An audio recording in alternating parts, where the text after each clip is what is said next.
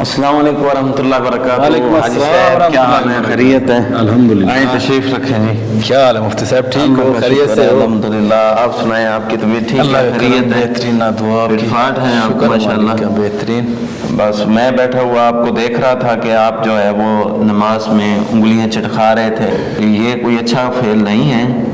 حضرت عبداللہ بن عباس رضی اللہ تعالیٰ عنہ کے غلام نے ان کے ساتھ نماز پڑھی۔ حضرت عبداللہ بن عباس رضی اللہ تعالیٰ عنہ جس وقت نماز مکمل کر لی تو اس کے بعد کہا کہ آپ کو آپ کی ماں گھوم پائے، آپ نماز میں انگلیاں چٹکاتے ہیں۔ حضرت عبداللہ بن عباس رضی اللہ تعالیٰ عنہ کو یہ کلمہ کہنا، اور عرب یہ کلمہ اس وقت کہتے تھے جس وقت بہت زیادہ ناراضگی کی بات ہوتی تھی کہ آپ کو آپ کی ماں گھوم پائے، تو یہ انتہائی ناراضگی کے وقت یہ جملہ استعمال کیا جاتا تھا۔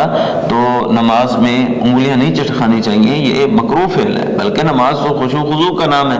اگر آپ آئیں گے انگلیاں چٹکاتے رہیں گے، ساتھ والے ساتھی کو بھی تکلیف ہوگی اس کی وجہ سے، اور آپ کی نماز میں کیا خشوع و خضوع باقی رہے گا؟ کچھ بھی نہیں۔ تو نماز کے بعد کئی لوگ جو ہیں وہ انگلیاں چٹکانے لگ پڑتے ہیں، کوئی دائیں جانب کوئی بائیں جانب جو ہے نا وہ ہونے لگ پڑتا ہے۔ تو یہ مسجد ہے بھائی، مسجد کا ادب کا خیال رکھیں، اور بھی نماز پڑھ رہے ہیں تو یہ آپ باہر جا کے کر لیں، یا پھر نماز میں یا نماز کے بعد مسجد میں ایسا نہیں کرنا چاہیے۔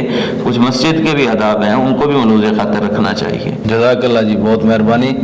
بات ہوئی ہے جی مفتی صاحب، اصل میں ہم تو ان پڑھ جاہل قسم کے لوگ ہیں نا جی، جس کا جو دل چاہے کر لیتا ہے۔ آپ نے ہمیں سمجھایا، جزاک اللہ، اللہ آپ کو جزائے خیر دے۔